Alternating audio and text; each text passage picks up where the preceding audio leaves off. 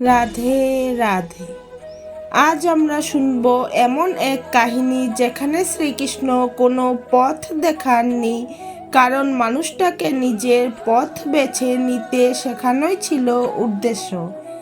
এক পাহাড়ি গ্রামে এক যুবক বাস করত।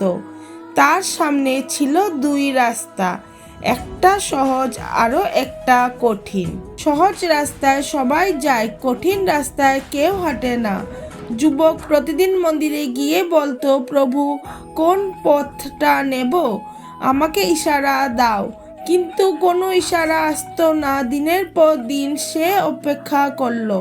লোকেরা এগিয়ে গেল, সে থেমে রইল, কারণ সে বিশ্বাস করত ভগবান না বললে সে নড়বে না।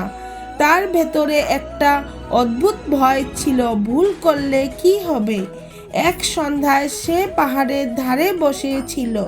হঠাৎ এক রাখাল এসে পাশে দাঁড়ালো।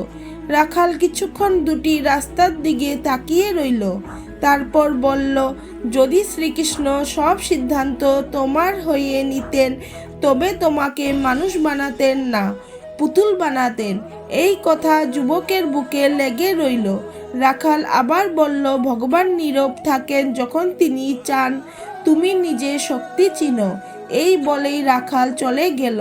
সেই রাতেই যুবক সিদ্ধান্ত নিল, ভয়ে কাঁপা পা নিয়ে সে কঠিন পথেই হাঁটা শুরু করলো। পড়ল, আবার উঠল, ভুল করলো, আবার শিখল। এইবার সে আর প্রার্থনা করেনি পথ চাওয়ার জন্য, সে প্রার্থনা করেছিল সাহস চাওয়ার জন্য। বছর কেটে গেল, যুবক ফিরে এলো এক বদলে যাওয়া মানুষ হয়ে। সে আবার মন্দিরে গেল, কিছু চাইতে নয়, শুধু বলল, তুমি সেদিন চুপ ছিলে কারণ তুমি বিশ্বাস করেছিলে আমি পারবো। হালকা বাতাসে একটা বাঁশির সুর মনে হলো যেন বলছে, ঠিকই তো, শ্রীকৃষ্ণ সবসময় আমাদের পথ দেখান না, কারণ কিছু পথ নিজে বেছে নিলেই মানুষ হওয়া যায়। ভক্তি মানে ভুল না করা নয়, ভক্তি মানে ভুলের দায়িত্ব নেওয়া।